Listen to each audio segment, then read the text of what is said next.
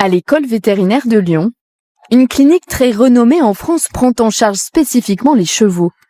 Chirurgie, endoscopie, radiologie, une technologie de pointe au service des animaux malades. Cet établissement s'est spécialisé aussi dans une autre discipline, la reproduction. Les propriétaires de juments font appel au centre lorsqu'ils souhaitent un nouveau poulain. Ici, les vétérinaires réalisent des inséminations artificielles. Le docteur Anne Josson, à la tête de cette unité, doit en réaliser une aujourd'hui. Et ça commence par une préparation plutôt surprenante. Voilà, je vais peser le vagin, 6 kg 645. Et parce que les étalons peuvent parfois faire les difficiles, il existe différents modèles de vagins artificiels. Il y a différents types de vagins.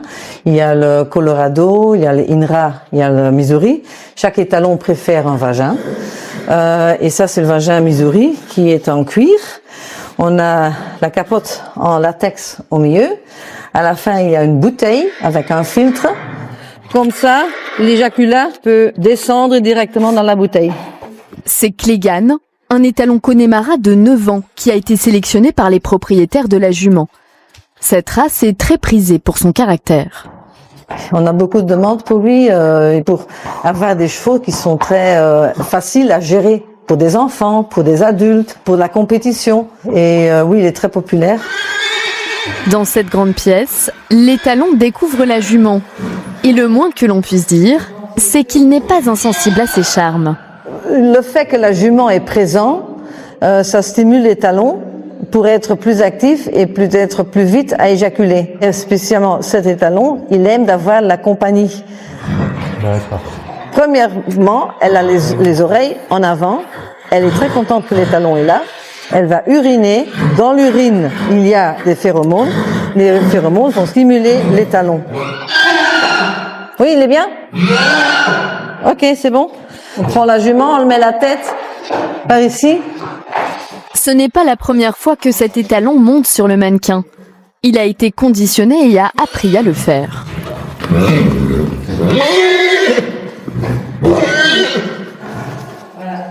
Voilà, la collecte est finie. Il s'endort un tout petit peu. Grâce à la semence récoltée dans ce vagin artificiel, le docteur Josson pourra inséminer plusieurs juments. Ne pas laisser les chevaux s'accoupler naturellement permet aussi d'éviter les blessures, car la jument peut être agressive. Elle peut taper l'étalon.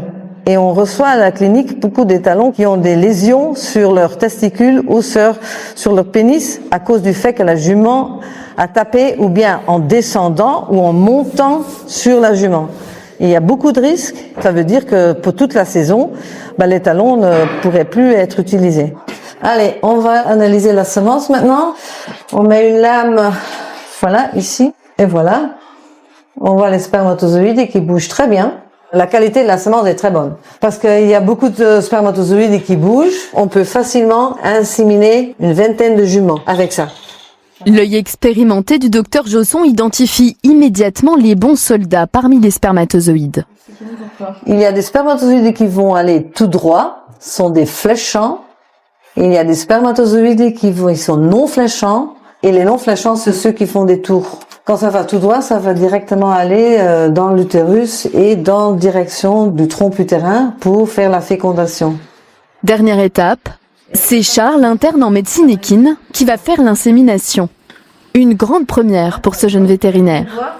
Le docteur Josson le guide pendant le geste. Comme ça, on a le col. On met le doigt dedans. Un tout petit peu, hein, pas beaucoup. Et on va rallonger le cathéter dans l'utérus. On a une bonne préparation théorique avant, beaucoup. Et c'est pas compliqué, quand on est bien encadré, avec les explications, ça va très bien et ça se passe bien. Dans 11 mois, cette jument devrait donner naissance à un poulain. L'opération est réussie pour l'apprenti vétérinaire. Comment était son confort aujourd'hui? Il posait le membre ou pas? Ouais, ça allait? D'accord. Soigner de nombreuses espèces, c'est l'un des défis du métier de vétérinaire.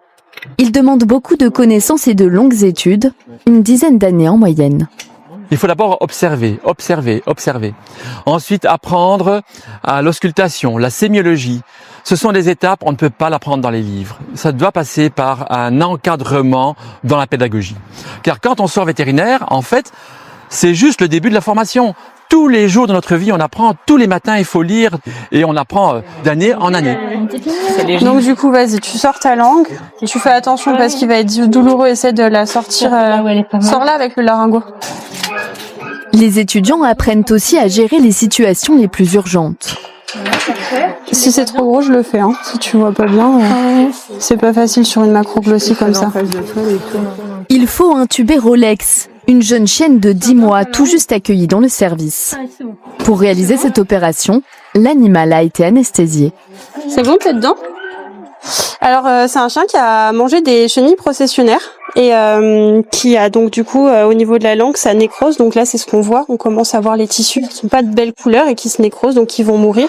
Donc ce morceau de langue va tomber. Donc on va rincer un maximum nous pour essayer de nettoyer tout ça un maximum, mais bien sous pression. Les chenilles processionnaires ont des poils urticants qui provoquent de graves lésions sur la langue, mais aussi dans le tube digestif, si elles sont avalées. Il faut donc rincer abondamment la langue. Ouais, ça a bien gonflé là. Ouais. Il y a l'urgence vitale du fait que si ça gonfle trop, on a des problèmes au niveau de la respiration. Et il y a l'urgence du fait que plus on attend pour enlever ces petits poils, plus une plus grosse partie de la langue va être concernée. De toute façon, le bout de langue, une fois qu'il est atteint, il est condamné, on le sait. Là, il y a déjà pas mal là qui est parti, vous avez bien bossé. Rolex va perdre une partie de sa langue. Mais d'après les vétérinaires, la chienne devrait pouvoir continuer à s'alimenter normalement. Cette semaine-là, 4 autres chiens ont été accueillis dans le service après avoir mangé des chenilles processionnaires. Au printemps, c'est l'une des principales causes d'hospitalisation pour ces animaux.